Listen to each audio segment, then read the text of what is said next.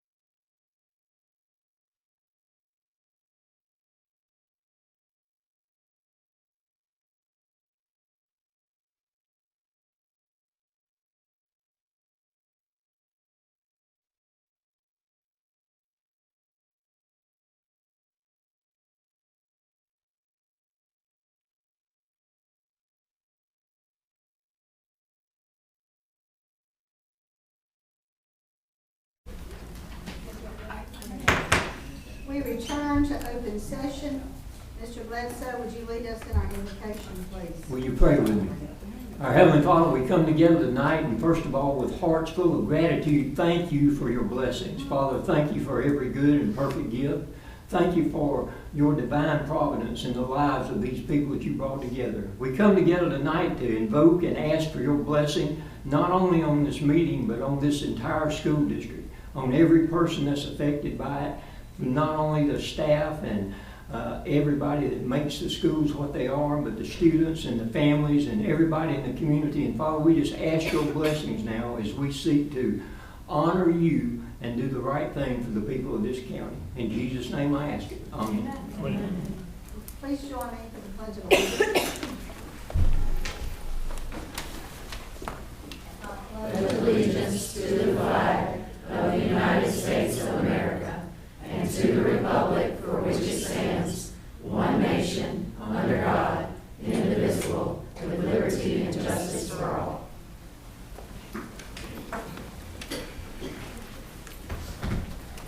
We'd like to welcome all of you that are here with us tonight and all that are watching us online. And those that are joining us online, we are excited this evening to be launching our new partnership with the Diligent Community for the management of all of our board meetings. And information on how to access this agenda for those that are watching online, the support documents, and the live stream can be found on our district website.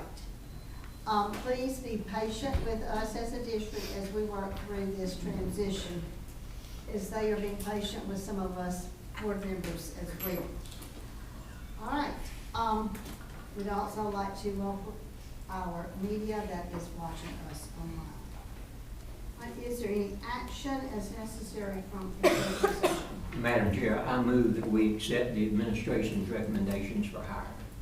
Do I have a second? Second. All those in favor? Aye. Hands. Yeah, I think we need to do that. Yes, Julie needs our hands. And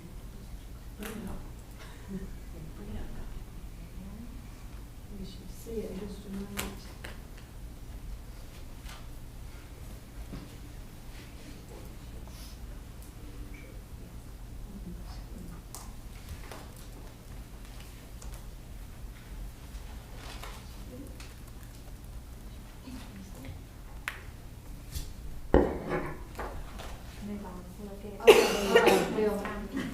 Little glitch. Okay. As you can see on our agenda, it said during executive session that we were doing superintendent evaluation. Due to the short time that Dr. Anderson has actually been our superintendent, because as you know, he was only hired in late November, the board decided several months ago that we were not going to go through a formal evaluation this year, that we were just going to have basically what we call the summary. But we have had some very valuable conversation, obviously, in the back, and we just want to let Dr. Anderson know that as a board, we are very pleased with the direction that Dr. Anderson is taking our district in. That in minutes? That's written in the minutes? Oh, what now? Is that written in the minutes? Julie will put that in there, but it won't show up for a month. You'll have to. Thank you. All right, and we did not have anyone sign up for public forum this evening. And we move right along without objection. The June 29th, 2026 board meeting minutes will be approved. All right, Ms. Lake, you have a legislative update this evening. I do. The budget debate between the House and the Senate still continues. There's been no agreement. They reconvened last Wednesday to continue negotiations of the 26-27 General Appropriation Act. They didn't resolve any issues and they didn't take any action. The committee is supposed to meet again tomorrow at 1 p.m. to continue discussions. Although the committee from both the Senate and the House continue to express a commitment to adopting a final state budget, significant differences remain over the balance between expanding property tax relief for seniors and funding legislative community investment projects commonly known as earmarks. The House Committee basically feels like that they don't want to take anything out of the earmarks that they have. They feel like that they're best qualified or in the best position to identify local infrastructure and community needs. The Senate Committee feels like that unless they cut back, they're not going to be able to provide the direct property tax relief for seniors. And that Senator Hutto, who's on the Senate Committee, ended up stating that if no agreement can be reached, the committee should consider moving forward without either a tax relief on projects, while also expressing optimism that a compromise remains possible. And then Senator Peeler, who is the committee co-chairman, basically feels like that some of the earmarks need to come out. So bottom line is, we still don't have a budget. That's it. All right, and now we move along with our action items. Mr. Earl with policy JFAB.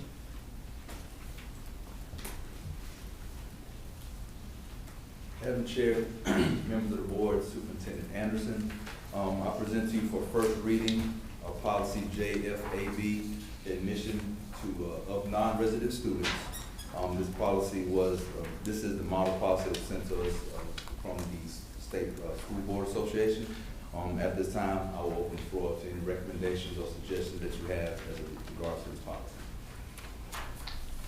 You answered the one question I had. This was a model policy, so this came directly from the legal department of the South Carolina School Board Association. So, I have just one comment. I think it's on the second paragraph there. It says the district will notify families by mail or email and hold community meetings or information sessions. I just want to make sure that we do that. We haven't held many community meetings, unless you prefer to put a comma, but I like the and. Okay, and it says that we would notify them using one of those modes. Well, it says and. It says mail or email, and then the word is and, hold community meetings. That's not an either or, that's an addition to. So if you meant either or, I like the and, but. Does that need to be an or? Because I see it's got or information sections. Well, if the model policy is and, I like and. And/or.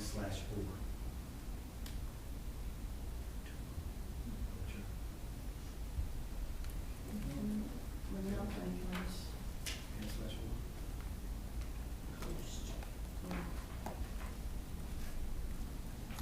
Our question would be, when would that community meeting be held? That's my point, capacity, school board meeting or not really, or what? That's a We've never had meetings or anything like that. I mean, it's almost like a waste of time to put it on the calendar. Most people that are seeking that type of transfer are going to come to the website and go to the district office. So if we wanted to change the wording in there, I think it'd be all right if you leave it there and just know, to the best of my knowledge, there's never been an actual community meeting for inter-district transfers. I don't, yeah, it doesn't seem, The main thing I understand, this is several years back, is that the money follows the student. And that's the main thing. That's what we have to have these policies in place for, the state funding. When we go to the 45-day count or the 180-day, whatever it is, it always follows the student. so should we, after and, at least put a slash or, and or? Well, Maybe. I agree with But Mr. and- Bledsoe, I don't even know why you would have to have a community meeting. I didn't quite understand what they were thinking the purpose of that was either. well, that's, to me, you need to clarify the verbiage, that whether we've had them or whether we haven't had them, we just have to make sure that the verbiage is clear for everybody to understand. Right. So the family wouldn't necessarily come to an open meeting like this and Right, and yeah, ask for I mean, a job. nobody's saying that we've got to have a community meeting. So We what's just have wrong to- with just leaving it, leaving that part out and having the mail or email part? You Regardless, can. it could be more It's our personal. policy, you can do. Yeah. Yeah, we can do it that way.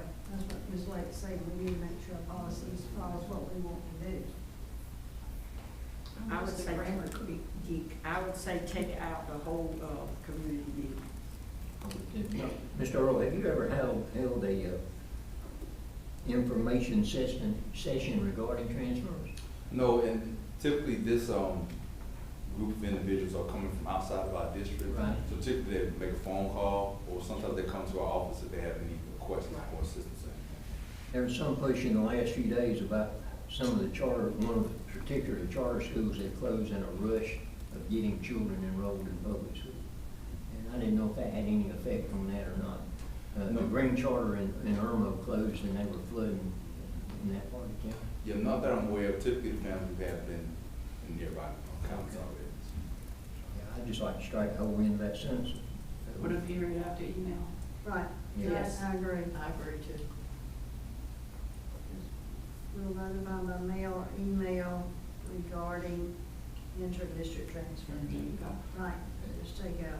Are we making any efforts for inter-district transfer families that we aren't making for intra-district transfer families? I'm sorry, can you ask that again? When I read this, I got the feeling we were making extra efforts for families of inter-district transfers coming from, say, Charleston School District and gonna commute up to Newberry School. But families that are in the county in one school area wanting to go to another school area, I don't feel like they have as much outreach provided to them as this requires us to provide to students from outside the county. Tell me I'm wrong, that's fine. Yeah, when this was updated by the state, it was trying to make sure there's consistency across multiple districts. You know, a lot of things have changed with athletics and things of that nature. So in terms of the intra-district transfer, there's not been really any updates on that. I don't think that there's any additional, I guess, perks, for lack of a better word, in regards to this policy, per se, intra-district policy. So I don't think that, I don't feel there's any more advantage with this policy. It seems to just clarify what had been a very small policy before, and I believe there is another policy, Mr. Gray, for inner. Yes, there is. Yeah. I just didn't have a chance to look over that and compare it to. And I don't disagree with Mr. Gray, but we went through a nightmare scenario because we're trying to make people prove residency when they wanted to leave one school and go to another one. And so that policy has really been a firecracker for a lot of people over the years. I don't like to open that can of worms in, but we do make it tougher when you're in the district. If you're in downtown Newberry and you want to go to Mid-Carolina, you have to be a resident. Right. And then the policy that addresses intra-district, it does specifically state, you know, like students K through 5, excuse me, child care being a major issue in terms of, you know, being able to transfer, but it looks at grades 6 through 12. That's not applicable to those students because they're a little older. Right. So there are some differences in that. Well, I think the main thing I'm looking at here is, like you just said, this is making it consistent statewide with the athletics and all these topics are in this new policy. And I think with the new school choice, that a lot of it's gonna be dependent upon whatever school that you're asking to get into as to whether there's even room in the school or not. Right, yeah. Well, even this is based on room, right? Yes, it does. I think it's 90% of states, the schools at 90% capacity, the classroom, grade level, as a whole. That's the reason the person has to be placed on a wait list. For getting those numbers, are they state numbers for, I mean, some of our classrooms have 22, some have 28. Do they go by the number, the state max student enrollment? Yeah, I think in one of the paragraphs it states that it is either the school district or the state. I And the think school district does have a choice still in that, yes. Either one. Where they wanna limit the capacity for people transferring around to overload the school. Yeah, I see it. It's on that third page. And then typically our schools, they will reach out to me if they're starting getting close to capacity at a certain grade level. So we kind of stay ahead of the game in terms of that when we start to do the approvals. I thought it was very low last year. Hopefully, going well this year. And I like the sibling, I think there was a sibling policy or something in here, which is a good one. And I believe one add-on along the student policy is if a student is at one of our, is approved to attend one of our elementary schools, and they move to the 6th grade group Yes. in middle school, they're still, they don't have to reapply. Yeah. Do we have a motion to approve this for first reading, and my understanding, we're going to delete that sentence and hold community meetings or information session. I so move. Second. All those in favor? Aye. Thank you. Thank you. All right, Mr. Haven?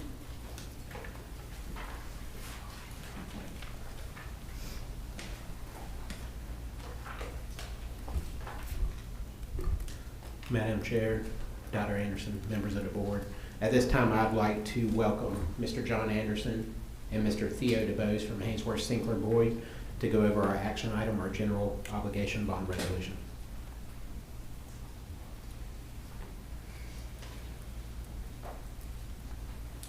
Good afternoon. Thank you for having us. I'm John Anderson. I'm from Haynesworth Sinclair Boyd from the Florence office. I work with Theo DeBose, who has been with you all for a while, so appreciate him inviting me over as well. So we're here to talk about the GO bond. It's a $5.38 million GO bond. This is the same style that you all have done in the past. This type of financing started in 2005 with the school facilities purchase and occupancy agreement, whereby Newberry Investing in Children's Education, they're the ones issuing the bonds, and then they're being paid off in part by the school district through these installment payments. So the financing is twice annually, and it goes towards payment on the bonds, in addition to new capital improvements to the facilities. This was started in 2005. Again, it was initially $81 million. 2014 is refinanced for $61 million, and then again last year for $27 million. And then for these bonds, the closing date is October 6th, I believe, and it has two payments, once for this fall and then once for next year as well. And then we'd like to answer any questions that you all have. I have a question Yes, on Exhibit A under the improvements. Sure. Is that a list that basically, or is it a standardized list? Is it a list that we come up with? Is it a list that you come up with? I believe it's a list that you all came up with. It's very standard, and it's all encompassing of most of what all the school district would need. Just because something's on the list doesn't mean that you have to allocate funds towards that particular project, but it gives the school district flexibility within those categories of projects that you all could expend money on. Is there an amount of what the total amount that we can spend? It is Yeah. $9 million. 9 million, okay. And then there's a time limit, right, in when it has to be spent? That's right. Yeah. Sure. And we've discussed this with Mr. Haven, but when you do a bond issue, you need to have that money 5% obligated in 6 months from closing, and all of it spent within 3 years. 3 years. Hey, John, I'm glad to see you. I always look at Theo, and I always appreciate what he's doing for us. I kind of like to break it down, make sure the board understands what we're doing. 50 pages is a lot to read, a lot of lawyer talk. We're going to issue a $14.6 million bond, and we're going to make payments in November and May of $5.4 million. And the remaining amount of that, $9,050,000, will be used for the attachments on A. That's right. We do one resolution for you a year, but it covers the November NICE payment and the May NICE payment. So you'll have to come back and see you in April. But I also understand when I look at it closer, how we come up with $15.4 million is we use our 8% money. That's right. This doesn't require a referendum. That's And right. at no time will you exceed the district's debt limit. In fact, just right off the press, auditors put together your new assessed value, and your assessed value will increase substantially beyond what's. I thought we had a little Tonight's wiggle room. resolution because of reassessment. But I noticed that one of your footnotes said there's a current GO debt for $596,000. That's the bond from last May. That's what I thought. That's still, that's what's paid left. off March. Okay. I guess I'm gonna go back to what Ms. Lake started with. When we do that attachments list, and I have two different things I want to pick your brain a little bit about. Could we put on that list where we put facilities and athletic improvements and proper maintenance, if we wanted to do that? Well, you can't use this for what most folks think of as maintenance. That would violate the federal tax code. You can spend bond proceeds for a tax exempt bond for items which have a useful life of at least 1 year. Okay? 1 year. So, can you use it for window washing? No, sir. Cleaning and that kind of things. I've got such, a large capital base, but unfortunately, you can't use it for pressure washing or something. No, I'm not talking about that, but I am talking about resurfacing fields or doing different things like that, or, replacing roofs on field houses. Oh, absolutely. Yeah. So we had given some discussion in our budget work sessions, because in 2030, we'll have the general obligation bonds paid off. That's my understanding. Well, you'll have those nice bonds paid off. Paid off. And by that time, that will, given where your debt limit will probably be, you'll have the ability to issue about 18 to 20 million bonds each year. Not sure at the 53 mil target that you've got right now, I'm not sure where that would be. It might be more like 15 million. You'll have substantial ability to do high levels of capital maintenance at that point. That's what we're thinking too, but you still won't have any more flexibility about what you can use it for. Is that? Well, you could issue it not exempt from federal taxes, but then your interest rate could go up by a third, depending where the market is. So is this exempt from federal and state as is? As is. Okay. But taking that federal tax exemption away Okay. cost everybody more money. Mr. Haven, I did speak with you earlier today, and because I saw the item number 15, the high school tennis court repair and replacement, is that something that we omit, or?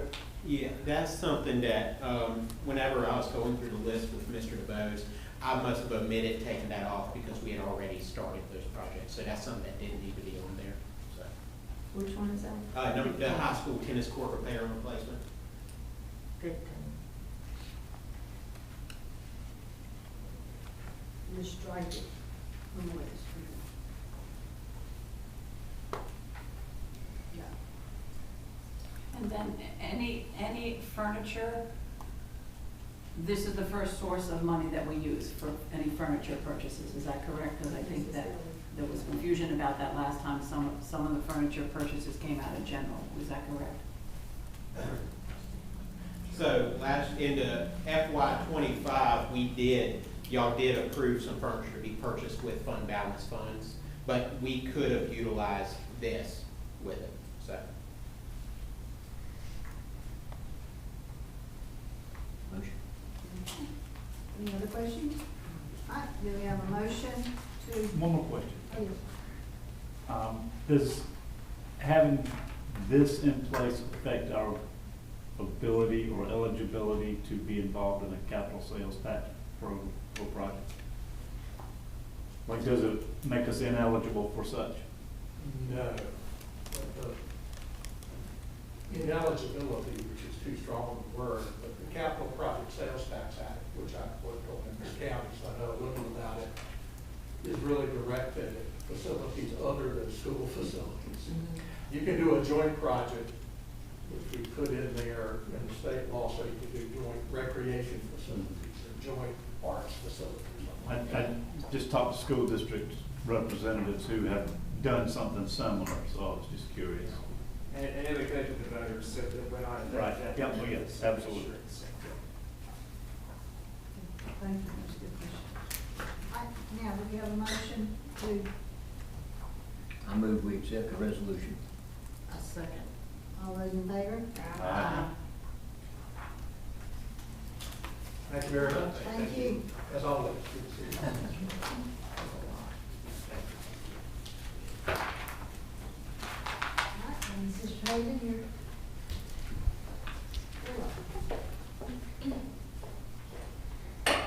I invited our attorneys from Hainsworth, Sinclair, Boyd to stay, but I think they got some other things they'd rather do. So, thank y'all again for coming here. Thank you.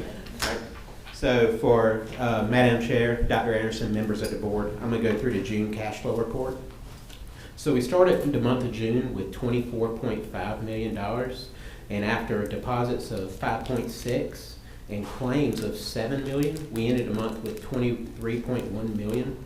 Now there's a note on there that there will be some accrual transactions that we haven't closed out the year. We're still running accrual accounts AP run and an accrual payroll that doesn't really affect our cash flow, but it will affect the financials that I'm presenting later. All right, and on the next page, you'll see that cash flow broken down by general fund, federal projects, your EIA, and your other state restricted funds. On the next page, when we go to the tech construction funds, which is some of that bond money that y'all just talked about, how we're able to do some of those projects, we spent $174,000 in the month of June. That went towards some furniture purchases at Whitmire, some HVAC at Little Mountain and Newberry Middle School, and some phone refreshes. We gotten some new office phones throughout the district. Some money was paid for through that. Oh, wait, I'm sorry, my mind was just confused. You said some furniture purchases, and where did it come from? Our tech construction funds. It's very small, like office furniture, like Okay. chairs. It's nothing like school refinish, which we really wouldn't have to solicit for that anyways if we do it. We're talking about school furniture because there are some state contracts that we could utilize, but we would still present that to the board because of the dollar amount. But Okay. we wouldn't have to solicit for it.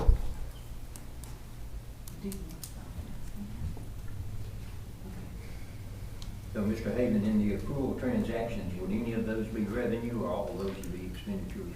Most of them are expenditures. There will be a couple revenue, but not a lot. We do get a 13th month payment from the state for some bus driver salary, because they earmark some money for that. But that's mainly all we usually get in the 13th month. And we've gotten that. And then you'll see some revenue come in for indirect cost. When we do our federal claims, we're allowed to get some indirect cost, which helps our general fund. And you'll see some of that come through that will reflect our June 30th statements. So, all right. Just a couple points of interest. If you look at the revenue year to date, it's about a $60,000 increase over what the budget was. Mm-hmm. But the expenditures said we spent $722,000. Yes. And that's not counting anything we got to spend out of the fund balances. No, that is counting what we spend out of fund balances. That is? Yes, sir. Yes, sir. And you will see in the revenue page, we'll probably add about $600,000 of revenue on that page based on what we've done in prior years. And a lot of that's through the indirect cost. And that will be on the third level of revenue on that sheet, which says a lot of it will hit that transfer from other funds, indirect cost, that account number at the bottom. You'll see a big transaction there for revenue. And then if you go to our expenditures by budget report, just like you said, we're at about $725,000 over right now, and we'll have another accrual payroll run, and we're running another deficit this year as we talked about, and it's similar to last year like what we talked about. I did mention 1.5. It is going to be more similar to last year based on some expenditures that are popping up. And delinquent taxes, we had a big adjustment to delinquent taxes for revenue that the treasurer took from us in June. So, all right. Any questions about that, or I'll go to procurements? All right. All right. So on the next page, we'll go through our emergency procurements from July through June. You'll see that we only had 3, and they totaled $11,000 for portable toilets at Whitmire, a fire panel at Little Mountain, and a repair sewer line at Newberry County's Career Center. All right, moving to our sole source procurements. We had 584,000 of sole source procurements. Most of that is around instructional materials.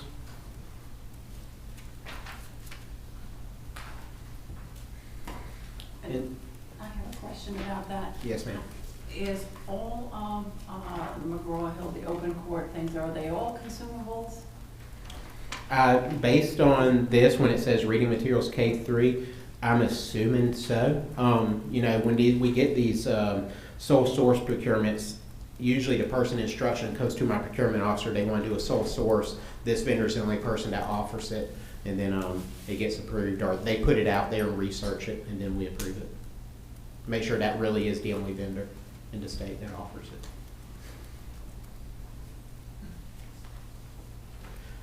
All right. And then on the last, the minority business procurements, this is for information only. Remember, if I told you in January when McMaster signed a new law in December, we no longer have to do the minority business utilization plan. His law basically overrode this the state procurement code. Now the state procurement code hasn't changed to reflect the governor's language, and we're on the model procurement code. So our procurement code still lists the minority business information in there, and we are waiting on the state to update their procurement code so we can update ours, because we are on model procurement code. So I'm presenting this tonight as information only, as what we spent with minority business enterprises from January through June of this year. And y'all take no action on that.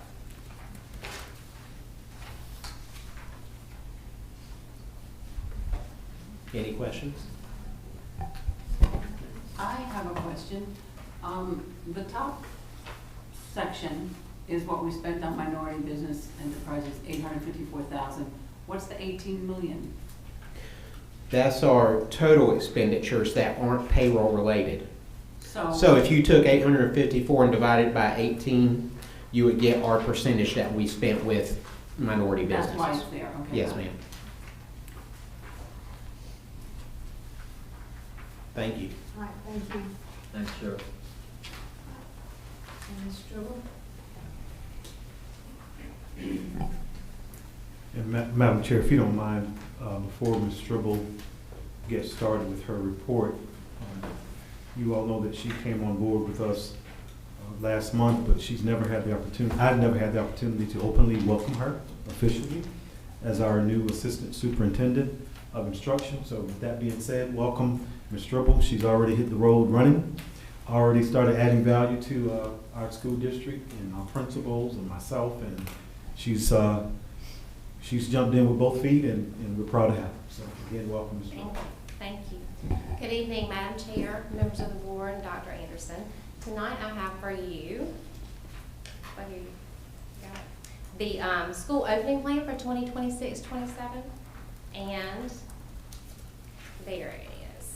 So we actually start tomorrow on July 21st. We open with our new employee orientation at Newberry High School, and it's actually going to be a part day on the 22nd as well, but at Newberry High School tomorrow. And then on July 29th, we welcome our teachers back on that day, and we have school professional development and teacher planning. July 30th, we have school professional development and teacher planning. And then on the 31st, we have our opening convocation and PD at Mid Carolina High School from 8 to 11:30. And then they will return. Some of them have special groups back at the schools, and then PD back at the school with teacher planning. August the 3rd, we have a teacher work day, and August the 4th is a teacher work day. Both of those are open house options for our schools as well. And then on August the 5th, the big day, we welcome our students back for their first day of school. The second page that I have for you is our district calendar for this year, and it was approved for our staggered start days. And you can see on the side that staggered start for our pre-K, kindergarten, and Montessori students. It provides a smooth, positive transition for our youngest learners, allows teachers to build relationships and assess student needs through increased individual attention, and it also establishes those classroom routines and expectations that we need for that foundation. Do we have any questions about the staggered start? And we've done that in the past. Perfect, thank you. And then next, we have our Read to Succeed.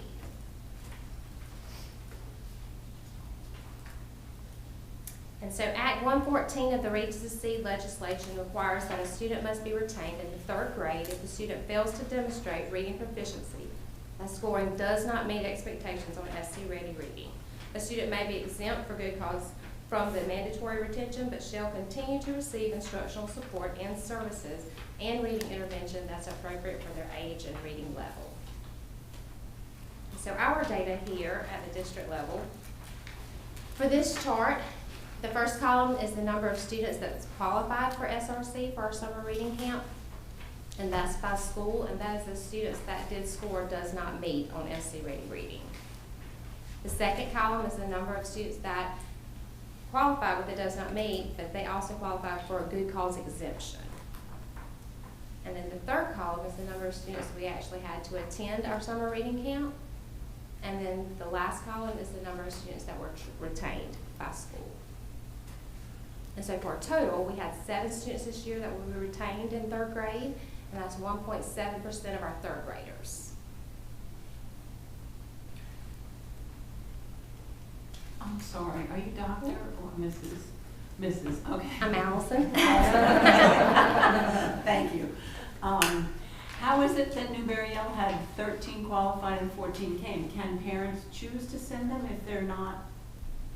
Does everybody get invited after? Everyone every does position? not get invited, Okay. but it could be a student that was on the bubble there. Okay. That they could have made that decision administratively. That's great. Good question. Any other questions? And so for our last slide, I just have the 3-year data for us. And this is the number of students that actually scored does not meet on SC Reading for ELA. And in 2024, 26.5% of our 3rd graders scored does not meet.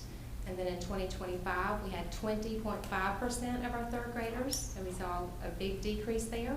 And then in 2026, our preliminary data is 18.7%. So you can see we're getting a decrease every year. So that goes to our teachers and our students and our families all working together. And we're very proud of that progress.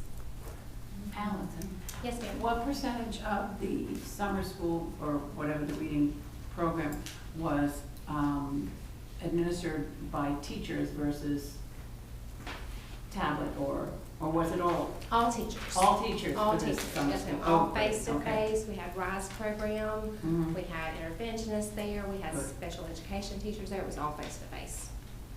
That's great. Do we have any questions? If not, thank you so much. Thank you.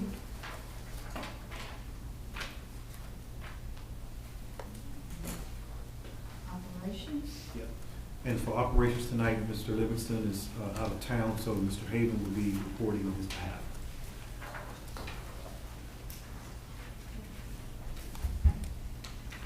Madam Chair, Dr. Anderson, members of the board. This is our operations update for the month of, basically July, because this month, this stuff's as of July 13th. So we've had 68 new requests. We completed 291, and we have 212 currently open requests. And, Mr. Livingston can usually add more context to what those are than I can. So, but a lot of those are just getting everything ready to start back school. All right, going on to, if there's no questions about that, we'll go to our tennis court updates. All right, the Whitmire tennis courts, the status on them, all fencing and lights have been installed, as you can see from those pictures. The handicap switchback ramp and steps have been poured. Sidewalks to and around the courts are being poured. Weather's still the only thing that keeps getting in the way of the work. You know, we still had some really bad rain and things like that. We're still projecting to be done by September. Again, but just like Mr. Livingston stated, a lot of this is subject to the Office of School Facilities, when we can start playing on those courts. This is through Department of Ed. All right.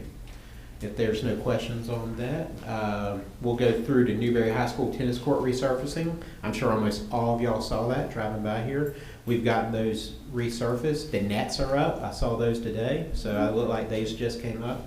We are getting new benches for the courts Those are gonna get ordered. I don't know if those will be there by September 1, but they're on the way, because those benches need some work.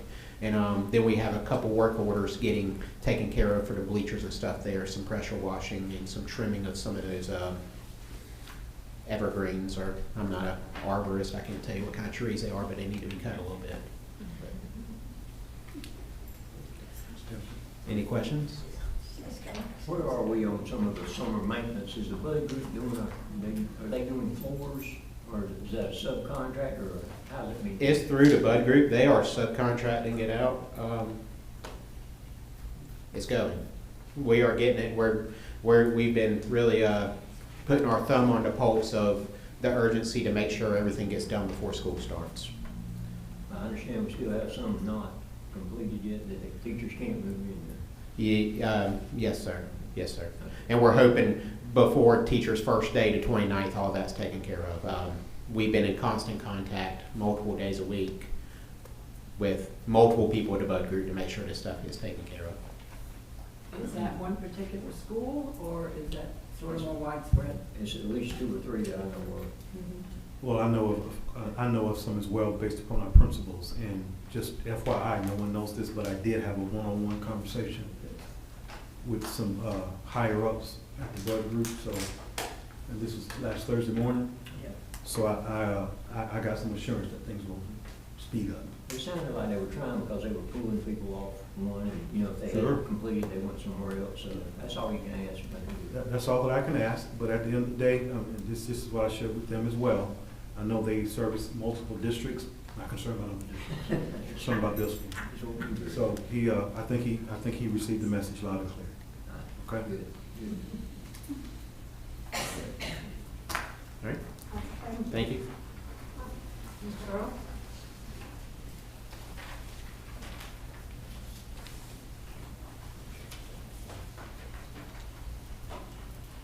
Madam Chair, members of the board, Superintendent Anderson, I have information I'll be sharing with you from the Student Services Department. The first information is some data points as an end-of-year review on regards to the Student Services Department. On your first slide, looks at expulsion recommendations. This is on this particular data point. This is from November to May. Starting in these years, and the reason being because I wanted to make sure that the data was consistent throughout those years, and some years we did not have it tracked the first few months of school, but at the same time you can still see the trend. Is the main thing. I want you to see the trend in terms of the number of expulsion recommendations starting in 20, 22, 23, all the way up to this school year during that time frame. The next page in your information should be looking at chronic absenteeism rate. This data lags 1 year behind. This is on our state report card. So the actual information from the 25-26 school year will be reflected on next year's school report card from the state. But I did want to put this information so you can see once again the trend over the last 4 years. Keeping our fingers crossed, we feel like looking at the truancy numbers that have been reported throughout the course of this year, if that is an indicator, we're expecting it to go down from 18.5. So hopefully this year when we watch the board meeting, I'm not telling a story, but we'll continue to trend in this direction. So we're excited about the fact of chronic absenteeism, the direction that we're headed with that. And the last page should be the number of incidents resulting in out-of-school suspension. This information came directly out of Educator's Handbook. That's the software we use for discipline reporting. If you look at the years 2023 and 24, the very first bar graph, there was a bit of a spike during last school year, but this year we have been trending downward in terms of the number of incidents resulting in out-of-school suspension. Any questions about that information before I move on to the school board policy? Great. So looking at the next document that you received, this is looking at admission of non-resident students, which we spoke a little bit about earlier. This is the administrative part of it, so that it's a little bit more detailed than the information that's presented in the other one.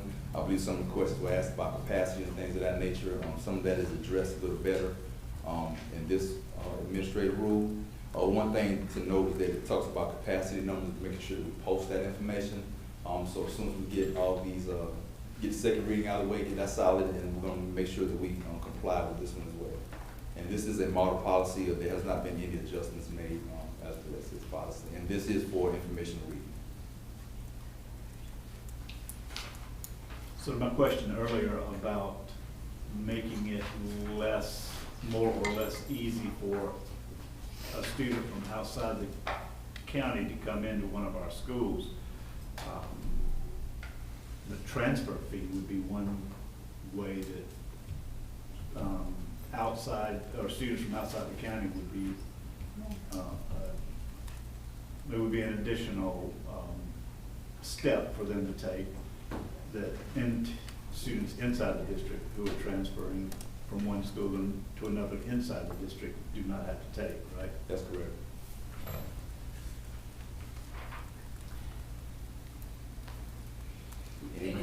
I'd like to take the opportunity while you're standing there to tell you that a couple of situations I got involved in, and you really did a great job of working with the principals and working with the parents to get things worked out.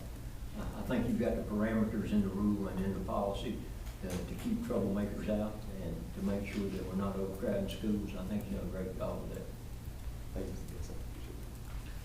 you. Do we currently have, it says that information about capacity will be prominently displayed on web pages. Is that now displayed, or is that something new that will have to be on each school's website? Yes, that would be something new that we'll be posting. I think in the policy gives us 120 days after the initial policy was given to us, so we have a couple months to get in compliance with that. And that would need to be updated once a year. There's also a comment about the superintendent will develop an application form. So once that's done, we'll have to update this as well, right? Well, our inter-district application already, we already have one in place.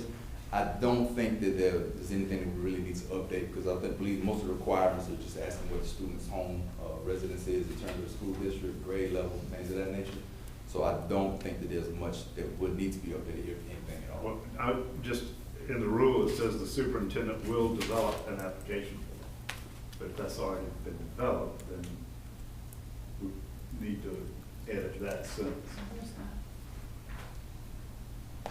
Well, I don't know, I think that model policy is just, I mean, if you change, it's just letting you know who, if the new form is used, that the superintendent would do it. This is just the rules, and we're complying with the rules. Right. Already have that. That's the way I read that.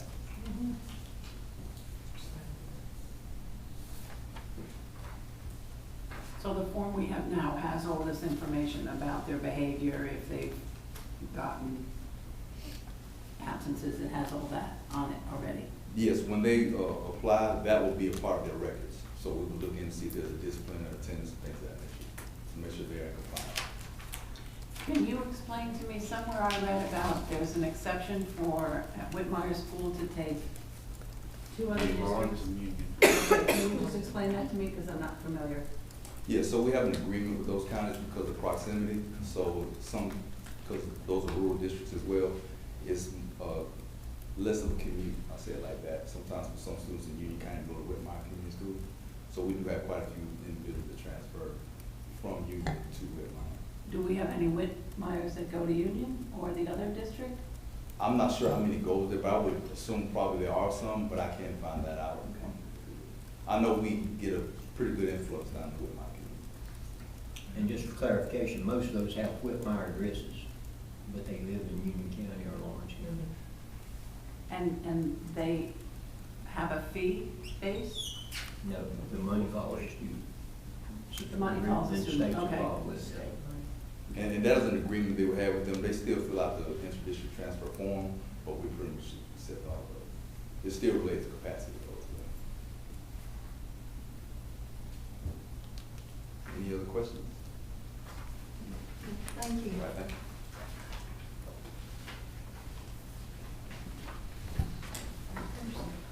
All right, before I do have just a few upcoming events, as you can see on the screen, but before I announce those upcoming events, I do want to thank our principals and our district administrators, and see a few assistant principals as well for being present. Also want to recognize, because we haven't had an opportunity to, Dr. Hunter, if you don't mind, to stand as our new interim principal at Whitmire Community School. So welcome. Stand up. I'll show it to the point. Well, welcome him as well to the Whitmire Community School. He's not a stranger to us, so we're glad to have him. Okay. Teachers do return, as you've heard already, on Wednesday, July 29th. Also, our district convocation. Thank you, Mr. Cooper, for hosting. We'll be at Mid-Carolina High School on July 31st. He didn't volunteer. We kind of told him he was going to be hosting, but we're grateful for that. Students return Wednesday, August 5th. And for you all, as you know, the school board law conference is August 29th through the 30th. And that concludes my.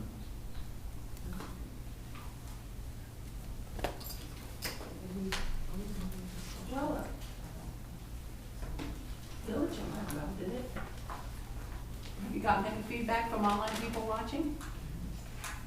Not yet. Uh-oh. If we have, we missed it. Do they do a split screen? Does it, we can't see what it really looks like. So that's what it looks like from home. Okay, so. We would encourage you to go online, because tomorrow it'll be loaded where the public can go to our new public site. Okay. And the video will be linked. You can follow the agenda, the attachments, and watch the video on a split screen view. It's pretty cool. So we would encourage everyone to take a look at that tomorrow.